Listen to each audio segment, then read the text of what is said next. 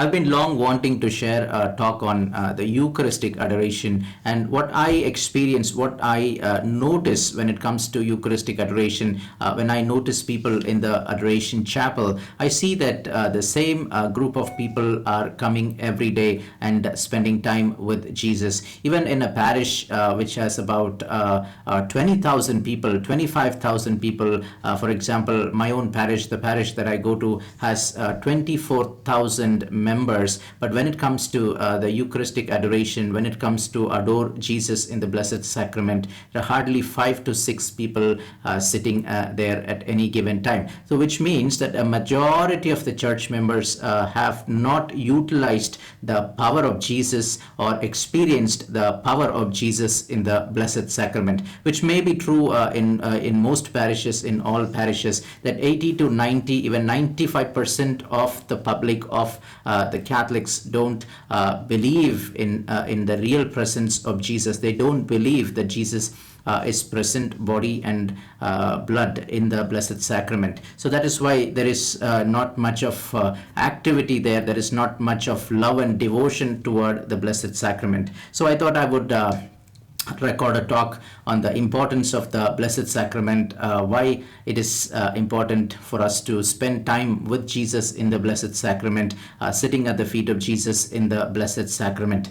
So a couple of points I will share with you. One is from Matthew chapter 11 verses 28. Now, adoring Jesus in the Blessed Sacrament is an act of resting in the presence of Jesus. So, dear brothers and sisters, we as a body, a human being, a person, we have a body, a mind, and a soul. Now, the body and the mind gets its rest when it goes to sleep. So when we are sleeping, our eyes gets rest, our body gets rest, our brain also gets rest, our mind also gets rest. We do not think too much when we are sleeping. So similarly, the soul also needs rest. So the soul needs its rest from time to time in order to function well. Otherwise, the soul gets burdened. Now, the soul is the spiritual epicenter of a person. So when the soul is not rested, when the soul doesn't find its rest in the presence of God, the soul gets burdened and it is not able to fulfill its spiritual obligations. So that is what happens with majority of us,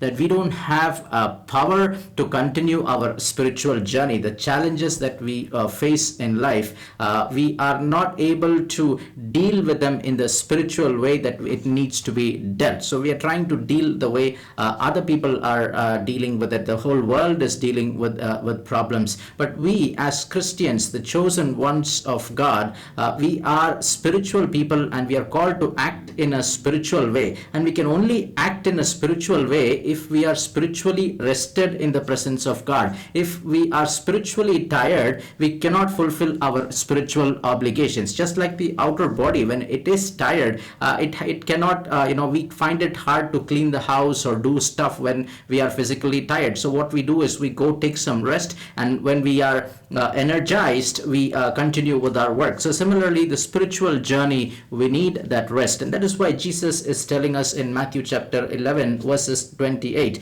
He is telling us that for the inner person, for the soul, come to me, all you who labor and are heavy burdened, and I will give you rest. So Jesus is inviting us to spend time in his presence. So it is in the presence of God that we can find this rest for the soul. It is in the presence of God that our soul can be energized and continue with its spiritual work, with its spiritual obligations. So that was point number one. Now, secondly, Jesus in the tabernacle fills our inner hunger and thirst. Now, we all have this hunger in us. We all have this thirst in us. We all have this emptiness in us. So when the body needs food and drink, the body goes in search for food. The body goes in search for the drink. Whatever it can find to eat, it eats. Whatever it can find to drink, it drinks. Similarly, the emptiness of the inner person, when there is emptiness in the inner person, when the inner person is hungry and thirsty, thirsty,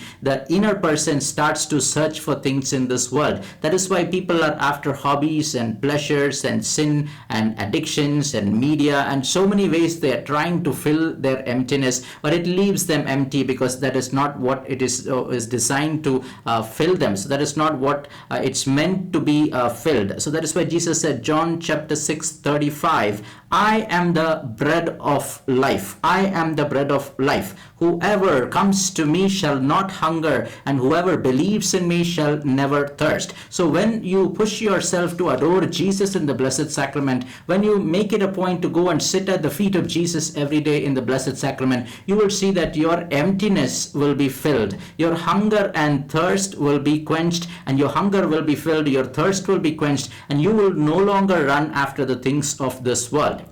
You will no longer be inclined to sin. You will no longer be inclined to your addictions. Now, every addiction is just a search for that hunger, search to fill that emptiness, and you're going after substances of this world. That will stop. Your sin lifestyle will stop. You will no longer feel the need to sit in front of the television and watch stuff for hours and hours to fill that emptiness, because Jesus will fill your inner hunger. Jesus will fill your inner thirst. So Jesus in the tabernacle, Jesus in the Blessed Sacrament fills our inner hunger and thirst. That was point number 2. Point number 3 is spending time in the presence of Jesus is an act of listening to Jesus. Now, 2000 years ago, when people heard about Jesus, hundreds and hundreds and thousands of people would come from all over Israel and all those regions simply to sit at the feet of Jesus and to listen to the Master speak. So Jesus spoke and people listened.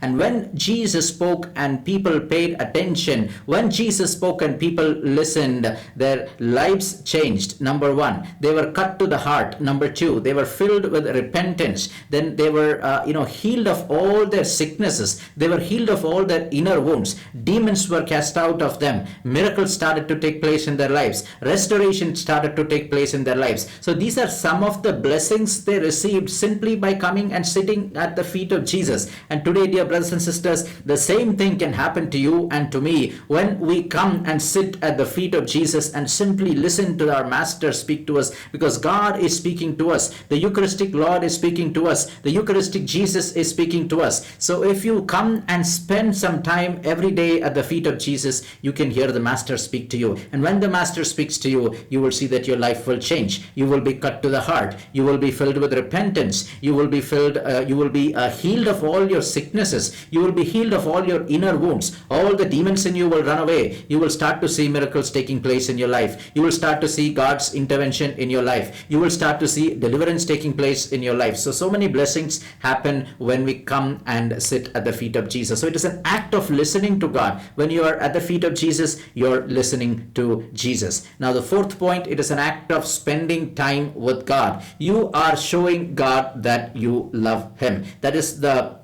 simplest way you can express your love for someone or something, when you spend time with that person or with that object. So you spend most of your time with your cell phone, that is your true love. That is your primary love. You spend most of your time in front of your computer, in front of the television, that is your first love. So if you spend time with God every day for an hour at least in front of the Blessed Sacrament, you are showing that you love God. So one of the basic ways to express your love for somebody is to spend time with that person. You don't have to do anything specific for that person. Simply spend time with that person. You show that that person means something to you. You show that you value that time with that person when you try to put away everything and try to be with that person. So it is an act of spending time with God. It is an act of spending time with God. Now, if you see in the Old Testament, Exodus chapter 33 verses 11, there is a man by named Joshua. Now this man, he says that after the prayer time, after Moses would lead the worship, Moses would finish the worship and go, people would leave, but this man Joshua would always sit at those times they had the Ark of the Covenant, which is the prefiguring of the Eucharistic Lord. So you see that Joshua would sit at the feet of God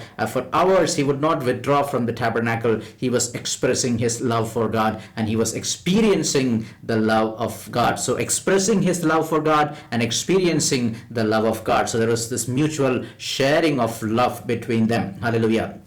Praise the Lord. And we again see in the New Testament, there was a lady, a woman, a widow, an elderly person by named Anna, which is in Luke chapter 2 verses 37. Luke chapter 2 verses 37. The Bible says she was a widow and she was 84 years old, and without departing from the temple, she was a servant to fasting and prayer night and day. So this woman expressed her love for God by spending time in the tabernacle in the presence of God. So we are spending time with God, and we are expressing our love and experiencing His love in our lives. Now, that was point number 4. Point number 5, Eucharistic adoration is our personal time with the Lord. It is our personal time with the Lord. We read that in the Gospel of John chapter 4, that there is a story of a woman, the Samaritan woman. The Bible says Jesus was waiting by the well, and this woman comes to the well. And when this woman came to the well, Jesus started a conversation with this woman. So there was this personal intimacy between Jesus and the Samaritan woman, and Jesus was able to go deep into her heart and was able to touch those wounds and was able to heal the wounds of this person. So this woman was able to open up to Jesus. And many of us, dear brothers and sisters, we have so many things hidden from the world. We try to pretend in so many areas, and we try to live a covered up life, and we are very secretive about so many things. But Jesus is inviting us, and Jesus wants to have that personal time with us so that He can touch and heal those wounds. So when you are spending time with Jesus in the Blessed Sacrament, you are having that personal encounter with Jesus. It is your alone time with God. It is your personal time with God, where in silence you are opening your heart to Jesus, and Jesus is able to go and touch those wounds. Jesus is able to go and touch that brokenness in your heart. Jesus is able to go and touch that loneliness, that depression, that sorrow, that anger, that fear, whatever you're struggling with, all those failures, all those discouragement, all the distress that is in you, that you have been hiding from the world. Jesus is able to go and touch that area.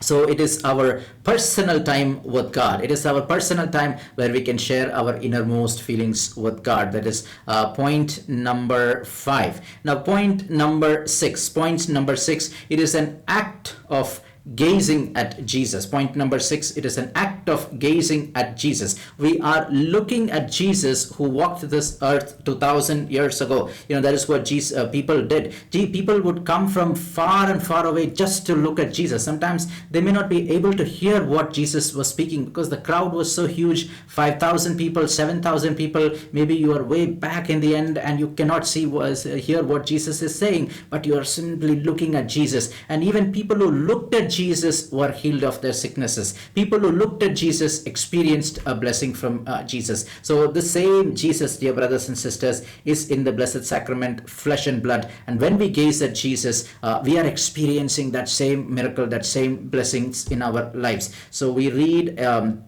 so many verses. I can see Psalm 25 verses 15, my eyes are ever toward the Lord. Psalm 63 verses 2, I have appeared in the sanctuary before you in order to behold your virtue and your glory. Psalm 123 verses 2, our eyes are upon the Lord our God until He may be merciful to us. So we are looking at Jesus, waiting on Jesus so that His mercy may come upon us. Isaiah chapter 17 verses 7, a man will bow before his maker and his eyes will look to the Holy One of Israel. So they're all prophecies. The Eucharistic Lord, we are looking at Jesus. We are able to see Jesus face to face. Hallelujah. Praise the Lord. And one final reason, and I will close, that will be point number, I believe it's point number 6. Point number 7. We read in the book of Psalm chapter 73, 16. I can vouch for this because I experienced this so much.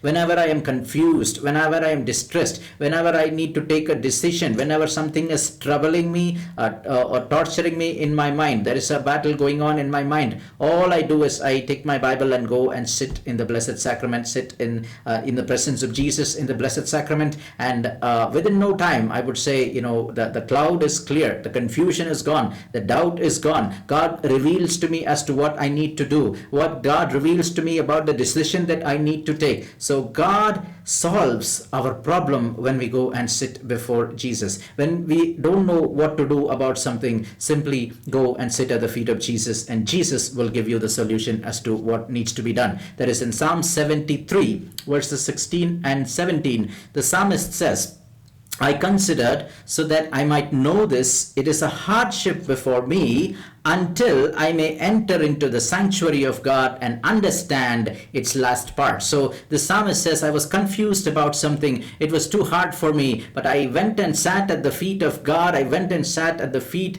in the presence of God, in the sanctuary of God, and I was able to see the whole thing, how it is going to end. I was able to see a solution to my problem. So dear brothers and sisters, whatever you are troubled with, whatever you are burdened with, whatever you are tormented with, simply go and sit at the feet of Jesus. God will remove those cloud of doubts from you. God will remove those cloud of confusion from your life. So there's so many blessings. So if there is a blessed sacrament exposed in your parish, I'm sure most parishes, I would say, expose it at least once a week, at least for an hour. And if your parish has a blessed sacrament, a perpetual blessed sacrament, then you are blessed. But if not, you can also see when there is that 1 hour window open.